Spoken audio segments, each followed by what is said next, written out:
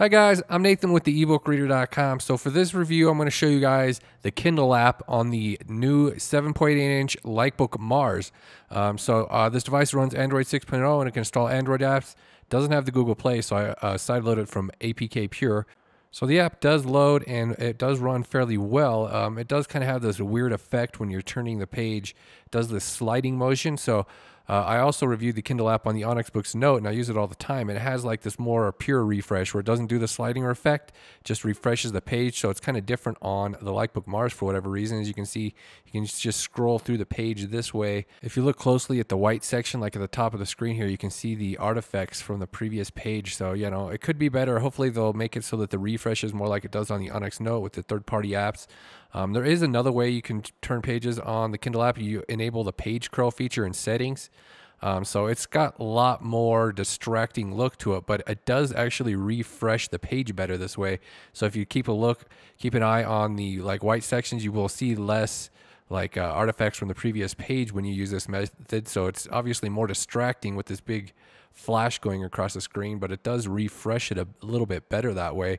So you can also use A2 mode on these devices. It has the A2 mode, but the A2 mode, it leaves way too much ghosting. There's way too much image from the previous page. You can see the text very clearly at the top there. A2 mode, it's good for some things, but for reading, it doesn't work that well because it doesn't refresh the page well enough. Again, this works the best way. It is distracting. Hopefully they'll update it though so that it refreshes a little bit better with third-party apps, because the Onyx Note, it doesn't have all these artifacts when you're using the Kindle app. You can check my video for that if you wanted to take a look at that. But the app, it does work well enough to be useful. So here's a look at the Likebook Mars. It has this double colored front light. You can use the cool color or the warm color. I'm going to go ahead and turn on Wi-Fi here so that we can use some of the internet enabled features here. So like when you look up a word, if you hold down on a word, it'll pop up the dictionary. And then if you have Wi-Fi connected, you can swipe over to the Wikipedia entry right here. And then you've also got the translation box over here. And then you can select from a number of translations. So these features do work, but as you can see, there's a lot of overlapping of the text from the previous image. It doesn't work as well as it does on some devices. So hopefully they'll get that a little bit ironed out. But the app is pretty smooth to operate. It loads pretty quick. Highlights are smooth. So the device has that octa-core processor, so it has no problem keeping up with anything like that. So it's got 2 gigabytes of RAM, so it's got enough specs to pull off running the Kindle app smoother than it does. It also, you can use, I got a headphone jack plugged in at the bottom here. It has headphone jack. You can use the audiobook feature by constant comparisons with and observations of the sun and stars, and by pressing his face close to the glass of his neighbour's windows till he could discern the hour marked by the green-faced timekeepers within. It may be mentioned that Oak's fob, being difficult of access by reason of its somewhat high situation in the waistband of his trousers when he meant to be listening to the sermon, or to state his character as it stood in the scale of public opinion, when his friends and critics were in tantrums, he was considered... So initially I had A2 mode on there, and it works better in A2 mode. As you can see right there, if you don't have A2 mode enabled, it has a hard time keeping up with the highlights. They're a little bit out of time with the voice, so you kind of got to work with that if you're going to use A2 mode.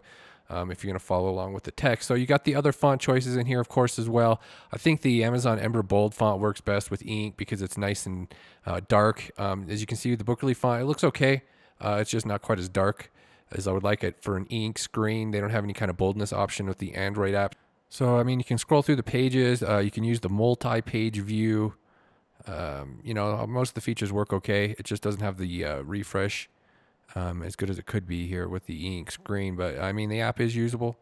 I mean most of the features work. You can use the notepad, you can use search if you want to run searches in your book. So I mean the app does work well enough to be useful. If you're really picky about how text refreshes though, you're definitely going to want to stick to a regular Kindle.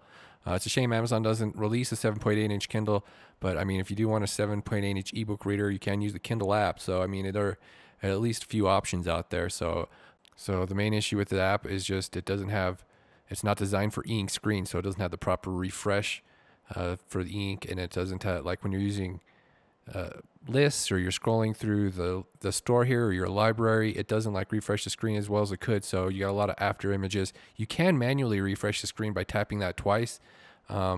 So I mean, that is an option. It's just something you got to work with the Android on e-ink. It's not the perfect marriage, but I'm gonna go ahead and wrap up this video right here. Check out the ebookreader.com for more info. I'll be posting a full review of the Likebook Mars soon. Thanks for watching. Bye.